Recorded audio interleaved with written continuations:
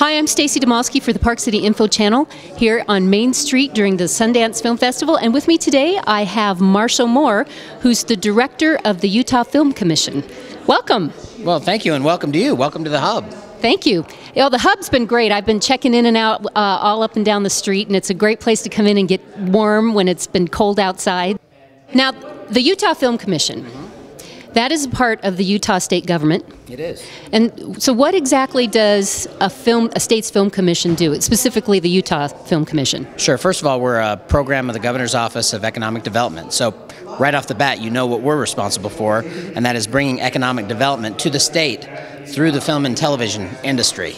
And so we do that in a lot of different ways. I mean, the Sundance Film Festival certainly is one of those ways in which we create a lot of awareness about Utah as a state, but more than just the festival, there's movies being made here year-round, and that's where we come in. We promote and market the state as a film and television destination. We provide service to filmmakers. We manage a resource directory with listings of all the crew and vendors that support the industry, and even talent, ways to find cast. We also have a location library, probably one of our most popular features.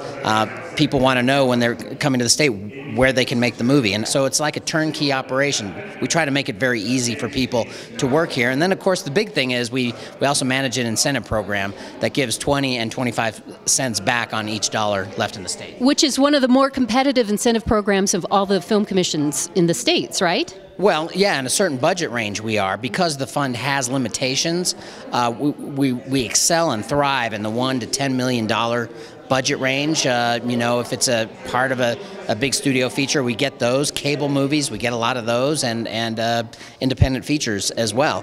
How many movies a year, on average, over like a 10-year period, are shot in Utah? Yeah, I'd like to say there's consistency in that, and there's not really an average. I can tell you what we did, about 23 projects last year, and that's a combination of studio-type projects that are the large-budget tentpole-type movies like Lone Ranger. So if somebody wanted to come and shoot in Utah, what are some of the things that they can get in Utah in terms of scenery and resources that probably would be hard to get anywhere else? Well, I could start with our most popular filming location, and it's documented as the most popular. It's just not my opinion. Okay. The more permits are issued to film on the Bonneville Salt Flats than any other location in the state. Not saying that there's not other popular locations. I thought we were going to say Goblin Valley, actually. Well, yes, harder to get to, though. Yeah. And more remote. Goblin Valley certainly gets a share of filming. Moab does a lot of commercials year-round and picks up like a lot of those big studio features. They'll come in Moab, Red Rock, and that's kind of after the Bonneville Salt Flats. Then you have Moab and Monument Valley, and St. George, Arches. and Kanab. Yeah, all those areas that offer that Red Rock, which is pretty much unique to the state. At least in its scale and grandeur, would follow that. So, that's what brought Hollywood here to begin with. When the producers of the Westerns, like John Ford, came here with John Wayne and others, followed. Hundreds of Westerns were made here between, the 1930s to the 1950s.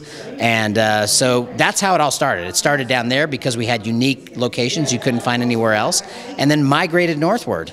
And they discovered the Bonneville Salt Flats, and even Salt Lake City now becomes anywhere USA for a lot of filmmakers who just don't need anything specific. They just need a house or a park or a restaurant or a street.